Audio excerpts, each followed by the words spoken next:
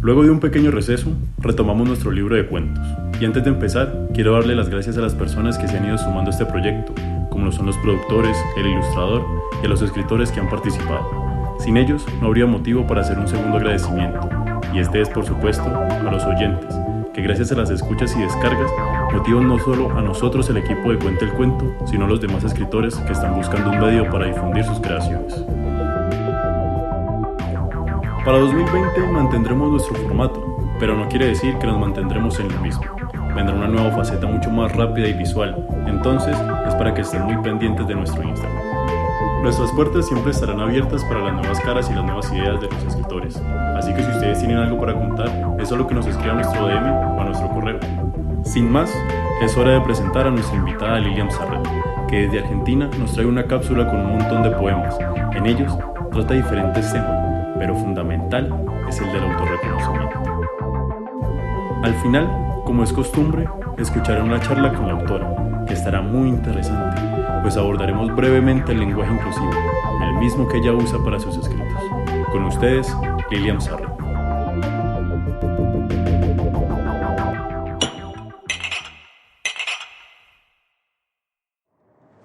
Me presento y represento como un juego interminable. ¿Qué resistencia esconde el silencio? ¿Quién soy yo? ¿Por qué estoy acá? ¿Qué es ese algo? ¿Por qué la duda? La identidad no debe pensarse como algo dado desde siempre, fijo e inamovible, sino como el relato que construimos de nosotros mismos, que muta todo el tiempo. Pensemos, si vamos a habitar el borde, hagámoslo con la convicción de que es un lugar mágico para vivir, ¿no? Y ahí está ese reflejo de mí misma. Ese reflejo habita en el sueño de unos pocos. Llora películas, algunas canciones y golpes en la nariz.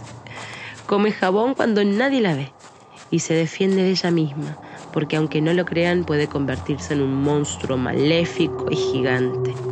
Así que anda atenta. Sin pensarlo, por otras personas cocinaría las mejores preguntas sin condimentarlas con respuestas y armaría un escuadrón motivador de deseos. Viajaría, sí, viajaría, pero depende del día y de las ganas. También de estar en otro lugar. El deseo de estar en otro lugar. Cualquiera que no conozca sería ideal. Esperar es difícil, pero si hay que hacerlo, espera algo que la sorprenda. Que la sorprenda tanto, que la haga inventar más preguntas. Ella quisiera ser al menos una pregunta para algún desconocido. Que su solo estar te inunde de preguntas. Preguntas banales como ¿qué color será su alma? ¿Su ojo izquierdo me mira? ¿Sus manos serán frías? ¿Cuántas preguntas entran en una mirada?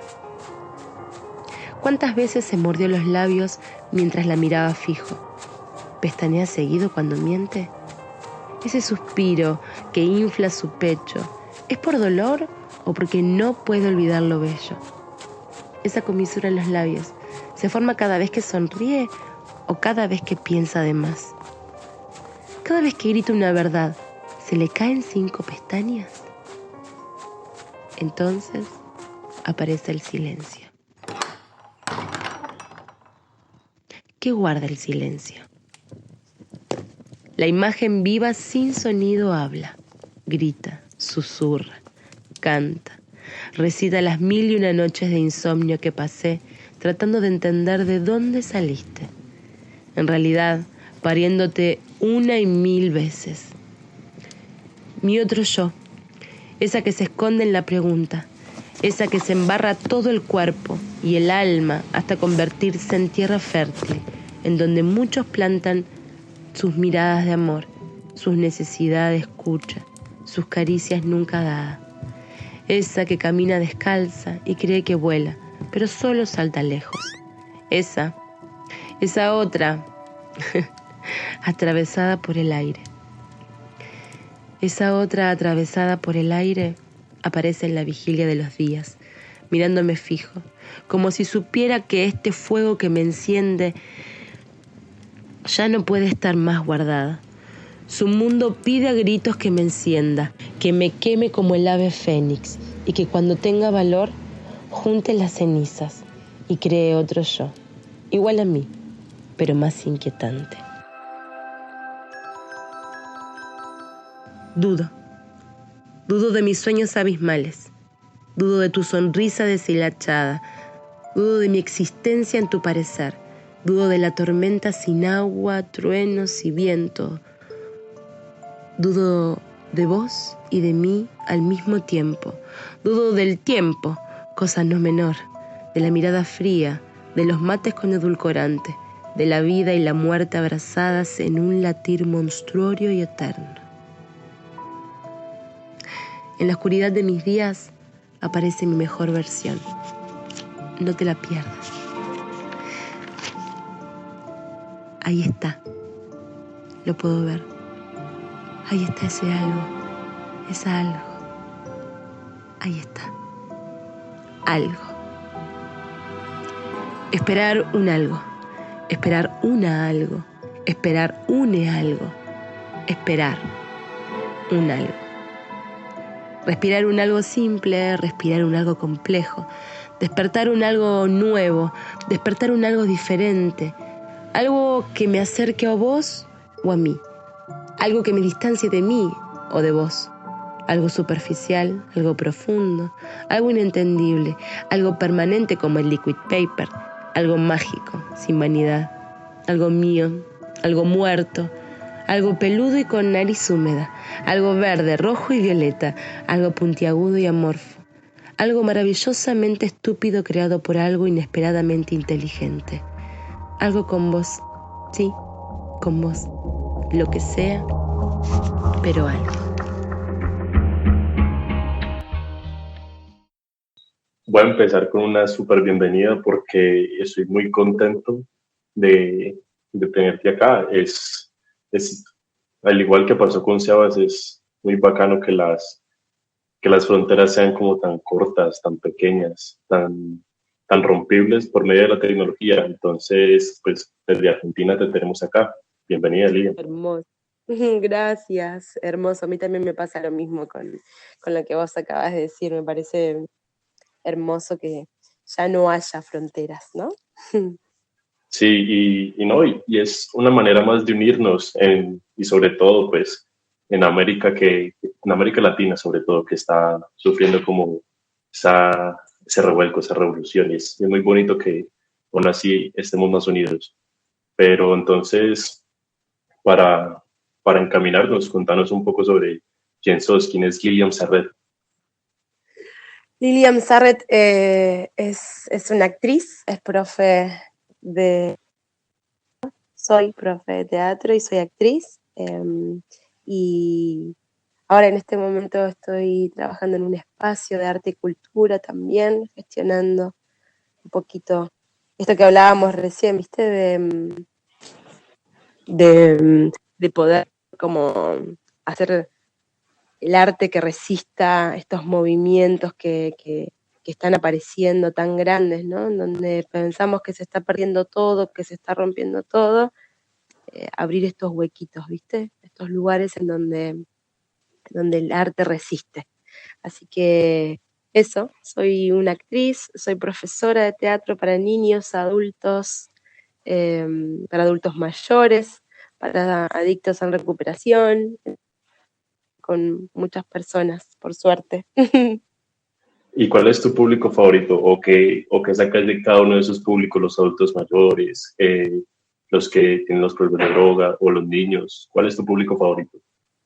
Ay, es que yo creo que cada uno de ellos me han dejado cosas tan maravillosas, eh, como aprendizajes tan grandes para mi actriz y para lo que soy yo, ¿no? Como persona, como ser humano, como hay algo que no se puede dejar de lo humano a lo que es mi profesión de actriz. Entonces, realmente es como que me cuesta pensar en cuál es preferido, sino como que me encanta cada uno de ellos, son diferentes, tienen mucho tengo mucho para aprender de cada uno de ellos. Bueno, entonces pues encaminémonos un poco hacia lo del cuento.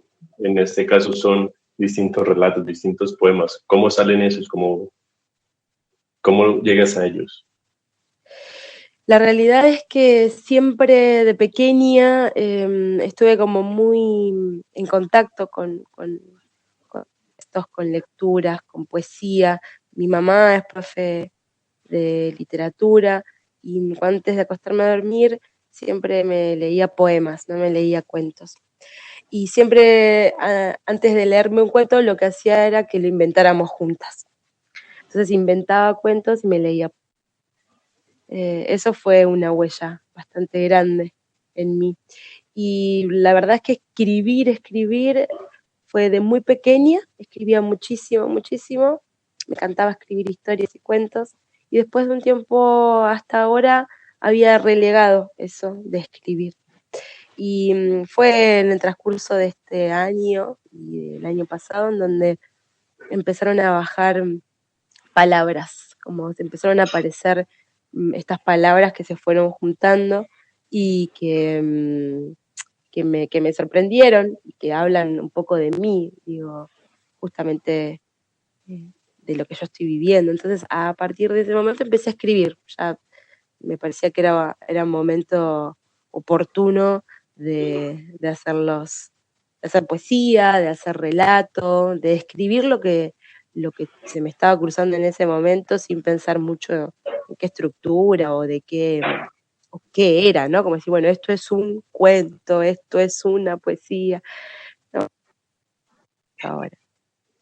Sí, muchas veces el hecho de uno pensar en que no, es que estoy haciendo una poesía puede restringir todo lo que uno, que no, me estoy saliendo de poesía y voy a hacer, Mm.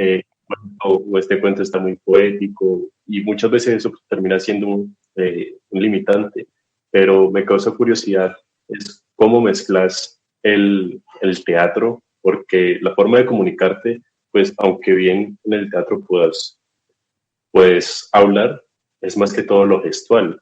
Entonces, ¿cómo Ujú. mezclar estas dos disciplinas? Hablemos de la actuación y la escritura. Y la verdad es que van muy de la mano, porque hay algo que, mira, yo te puedo decir lo que emparenta las dos, a la actuación y a la escritura, y hay algo que es como el ingrediente que las mezcla, que hace esta alquimia de arte, que tiene que ver con la imaginación. La imaginación es esa herramienta maravillosa que une mundos y, y que crea nuevos mundos. Entonces, para contar un mundo requerís a veces solamente el cuerpo y la sensación y habitar ese espacio, ese mundo que estás haciendo, y muchas veces requerís escribirlo, describirlo, describir esa sensación, describir ese sentir. Entonces los mundos empiezan como a unificar y a retroalimentarse. Digo, hay muchos textos que escribí este año que los escribí y los dejé y de repente cuando vos me propusiste esto, los encontré y a medida que los iba leyendo tranquilamente se podía convertir en un monólogo, en un texto de alguna escena.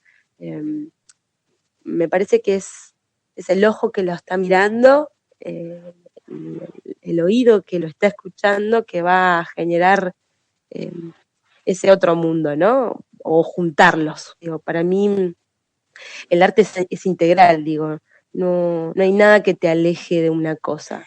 Digo, como la escritura y el teatro se abrazan, básicamente, no es que van de la mano, en mi caso por lo menos, ¿no? Y en tu caso, ¿cómo te sentís más cómoda, escribiendo o recitando? Eh, y depende el día. Depende del día, ¿viste?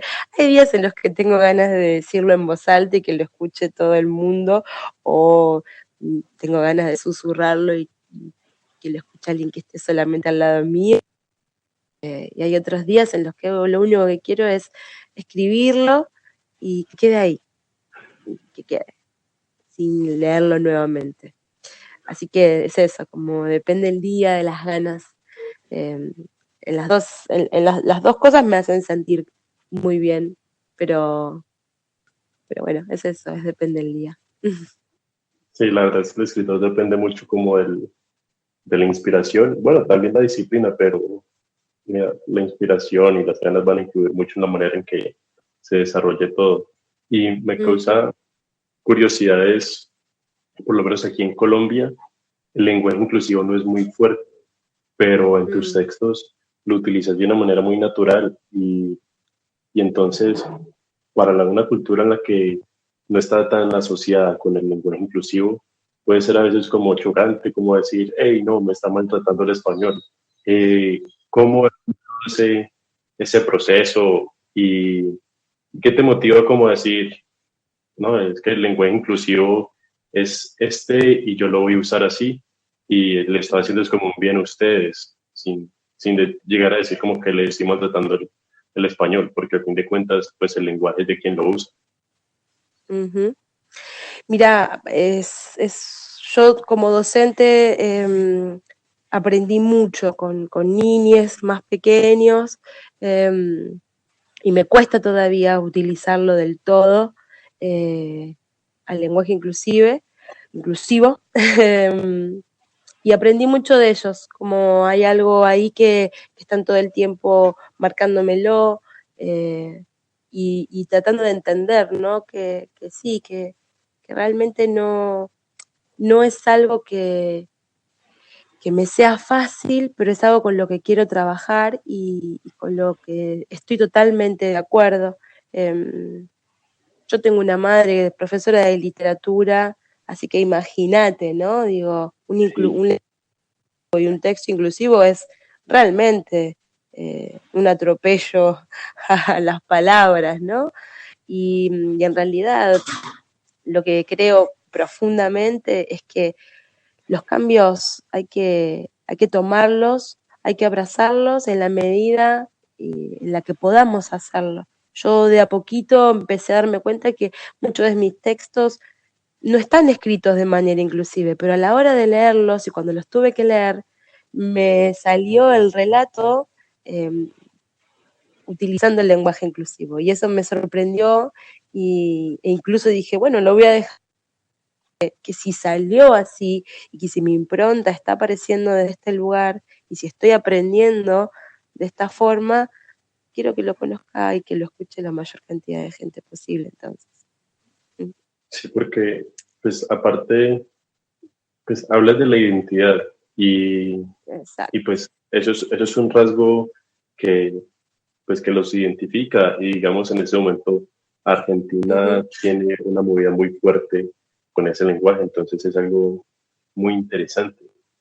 Y Sí. también, también hay otra cosa que mencionas y es el silencio. Haces esta pregunta, dices, ¿qué guarda el silencio? Y eso es increíble porque el silencio guarda muchas cosas. Entonces, ¿cómo te sentiste cuando formulaste esa pregunta? ¿Qué sentís que, porque es muy sorprendente porque en el teatro no puede representar el silencio, pues, mediante el silencio, pero estás explicando el silencio con palabras. Entonces, ¿cómo es eso? Eh, la realidad es que yo como educadora educo desde la pregunta y también como actriz actúo desde la pregunta y como persona ni te cuento. Entonces, mis relatos aparecen desde preguntas existenciales, ¿no? Desde preguntas que mueven y, y qué es lo que guarda el silencio.